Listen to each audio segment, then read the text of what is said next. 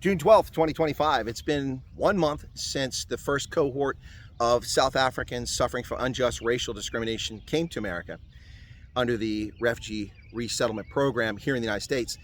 And let's be clear about a few things which seem to be difficult for many South African media personalities and social commentators to grasp, and South African politicians. The program is not for white folks. The program is not for farmers. The program is not because people are victims of crime. Those are simply distractions and lies perpetrated by you, the fraudsters out there, misleading people. The program exists for people suffering from unjust racial discrimination. And as I predicted, 2 hours after President Trump issued his executive order on the 7th of February, when he failed to mention racial minorities, he said Afrikaners suffering from unjust racial discrimination. I predicted that it would likely include racial minorities or ethnic minorities. On the 10th of February, the U.S. Embassy issued a statement and an email address for people to express their interest in participating in what was not identified as a pilot project. That's actually what it was. And they stated ethnic minorities. And in the end, when the program was officially launched on the 12th of May, 2025, it was open to racial minorities, not just Afrikaners. So the program is not for farmers. It's not for victims of crime. It's not for white folks. It's not for Afrikaners. It's for all South African racial minorities suffering from unjust racial discrimination, whether they can articulate a past instance of that having occurred, or they can articulate a legitimate fear of it happening in the future. So that's who the program is for. So let's stop the rubbish about all the nonsense about the refugees who came over here. First off, the quotation marks from fake media in South Africa, refugees.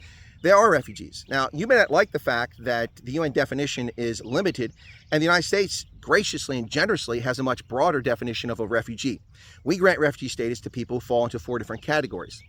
South Africans are one of those categories. And your false claim that a refugee is only someone who flees their country to go to another country is only true and applicable to the UN definition, international standard. But our standard is more generous beyond that. We recognize that people in places could be the victim of a horrific situation.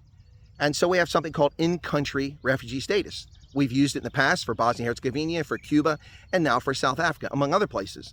And so your lies about them not being refugees and your quotation marks are obnoxious and insulting to our sovereignty. So stop your horse manure. Now let's talk about the refugees that are actually here. So they've been here for a month. What's happened? Well, now we've got people running around in the U.S. and in South Africa lying about the refugees. What are they doing all along? We got media trying to out them and expose them, putting their homes, their properties back in South Africa at risk. And let's be clear about something. A refugee is not someone who's abandoned their country, not legally. Internationally, a refugee is someone who sought refuge because it was unsafe for them to be in their home country. That's what a refugee is. So the people who have fled South Africa to come to the United States under the Refugee Resettlement Program are entitled to their rights in South Africa, to property and to their citizenship rights. They've not stopped being South Africans, despite what this moron, great-grandson of Nelson Mandela, is claiming. They have not stopped being South Africans, and you can't punish them. If a country seeks to criminalize or punish a person for seeking refugee status, they will become an international pariah and will face the full weight of the world, including the United Nations, because that's a rogue state, a pariah nation that punishes refugees. There's a reason they're refugees, because your failed governance, or the conflict in your country, in this case, failed governance in South Africa. So you can't punish them. And this idiot great-grandson of Nelson Mandela needs to shut his cake hole because he doesn't know what he's talking about. I dare South Africa to take action against these refugees. Now, I don't want that to happen to refugees, but I dare you to try to take action. You will be exposed as an international pariah. Now, the government of South Africa is not talking about this, just idiots in the private sector and some politicians. So what about the refugees who've been here? Let's see, a month. Within a month, many of them, and I've interviewed Thea van Stad, you know that, interviewed her. Was contrary to the BBC's lies, I was the first person to conduct an interview with a refugee, with Thea. We did it surreptitiously, quietly, the day before she flew from South Africa, as we met in Pretoria. She came up and met me there after my meet and greet at Opiplas in Pretoria.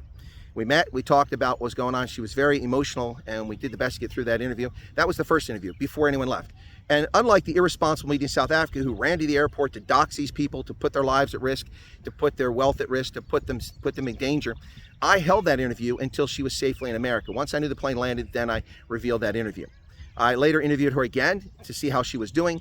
I've interviewed Jan and Mariki in a different state, and I've also interviewed Santana Hurley, who was doxxed by the Herald in South Africa and by Newsroom Africa, I think it was, giving away and revealing her residence and putting her at risk and making it difficult for her to sell her property.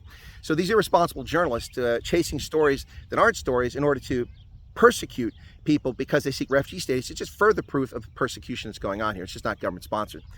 So the refugees are here, and we're getting stupid stories about a family in a state here that's been abandoned, that has no food, that's suffering, that's starving, they have no cell phone. Well, that may have been true, but the part of the story that you're not hearing is that this was a decision. The family that's in that location requested to go there, and the government was able to accommodate them. And because they went where they went, there wasn't a local refugee resettlement agent available, so they had to do someone from remote. That person is not stepping up and doing their job properly and left them kind of at loose ends, which is true.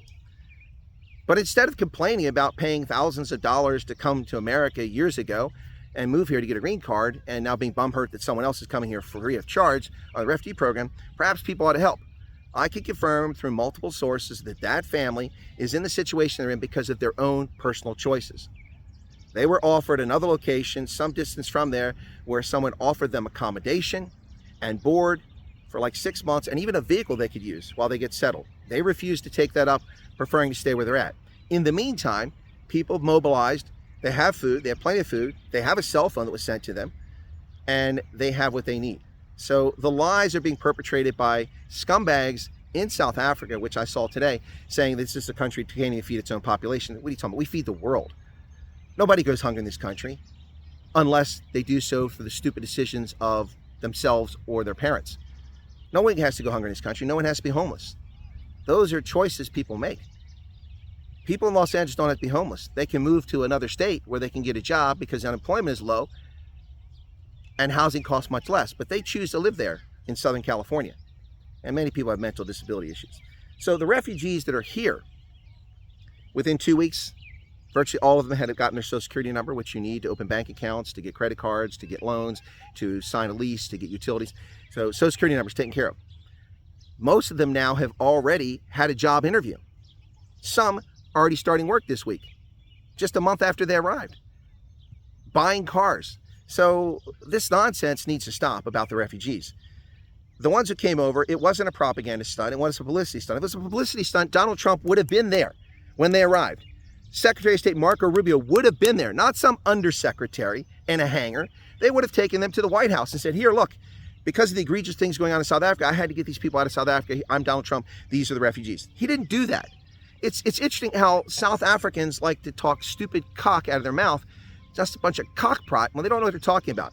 It's like when Trump hosted Ramaphosa at the White House, and they called it an ambush. If Trump wanted to ambush Ramaphosa, what he would have done is he would have shown videos of Ramaphosa rubbishing Trump, insulting Trump in the past and recently. But no, he showed people that weren't in the ANC, and he let Ramaphosa off the hook. The refugees are doing fine.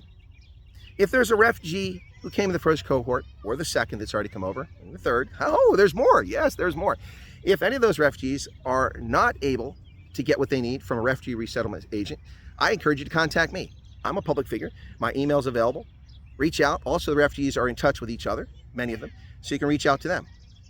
We will mobilize people to ensure that your situation isn't a bad situation. So there you have it, folks. That's what's going on with the refugees. Don't believe the nonsense. Don't believe the cockprot that's going on and liars out there.